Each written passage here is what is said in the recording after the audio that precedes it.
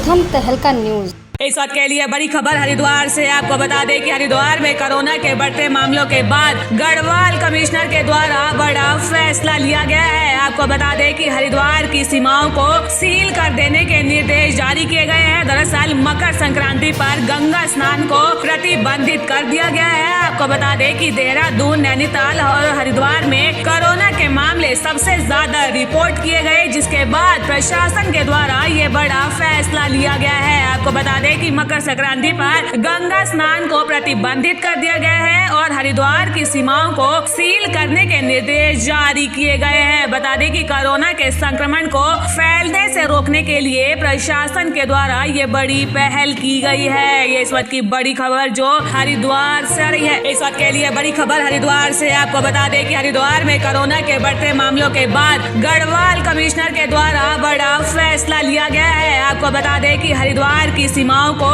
Seal कर देने के निर्देश जारी किए गए हैं। दरअसल मकर संक्रांति पर गंगा स्नान को प्रतिबंधित कर दिया गया है। आपको बता दें कि देहरादून, नैनीताल और हरिद्वार में कोरोना के मामले सबसे ज्यादा रिपोर्ट किए गए, जिसके बाद प्रशासन के द्वारा ये बड़ा फैसला लिया गया है। आपको बता दें कि मकर संक्रांति पर गंगा स्नान को प्रतिबंधित कर दिया गया है और हरिद्वार की सीमाओं को सील करने के निर्देश जारी किए गए हैं। बता दें कि कोरोना के संक्रमण को फैलने से रोकने के लिए प्रशासन के द्वारा ये बड़ी पहल की गई है। ये इस वक्त की बड़ी खबर जो हरिद्वार से आ रही है। जैसे आप सब अवगत हैं, आगामी विधानसभा निर्वाचन 2022 की घोषणा हो चुकी है निर्वाचन आयोग भारत सरकार द्वारा, और अब निर्वाचन की प्रक्रिया शीघ्र प्रारंभ होने वाली है, जिसमें चुनाव का नोटिफिकेशन होगा और उसके बाद नामांकन की कार्रवाई होगी और फिर निरंतर जो प्रक्रिया है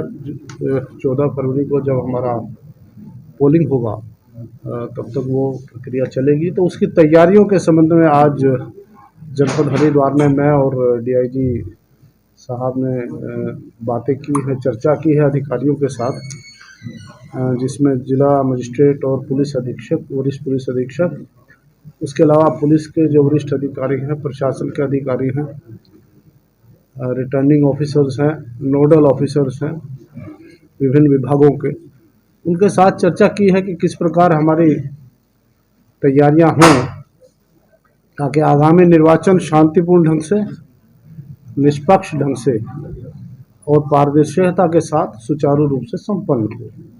सर मकर संक्रांति स्नान पर स्थगित कर देखिए, जैसा आप अवगत है, मैं अभी निर्वाचन की बात कर रहा था।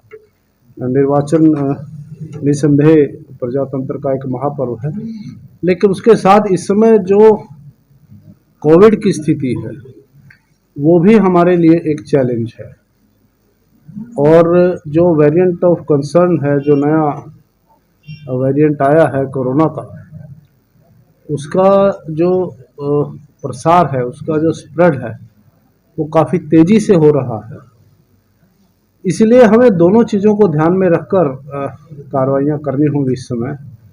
तो मकर संक्रांति का भी निर्णय सभी जो स्टेक होल्डर्स हैं, जो हमारे धर्मगुरु हैं और अन्य लोगों के साथ चर्चा करके लिया गया है कि ताकि जो कोरोना की स्थिति है वो एक स्प्रेडर के रूप में ना आए, और आगे निर्वाचन भी हमें करवाना है। तो दोनों चीज़ें साथ साथ चलानी है, इसलिए सतर्कता बहुत आवश्यक है। बॉर्डर सील कर दिए? बिल्कुल करने की आवश्यकता पड़ेगी, क्योंकि हम नहीं चाहते कि मकर संक्रांति में इस समय आप देख रहे हैं हमारा जनपद का जो पॉजिटिविटी रेट है वो 10% से अधिक हो गया है, और जैसे मैंने बताया इसका प्रसार बड़ी तेज़ी से होता है।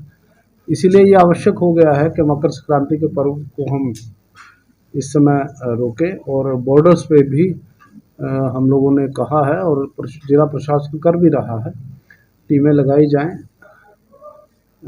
श्रद्धालुओं को लेकर ही नहीं, अन्य जो चीज़ें हैं, जो चुनाव संबंधी सामग्रियां आने की संभावना है, चाहे वो अवैध शराब हो, अवैध कैश हो, सामग्री हो, उसको लेकर भी सतर्कता बरतने के लिए सभी बॉर्डर पोस्ट पर टीमें लगाई गई।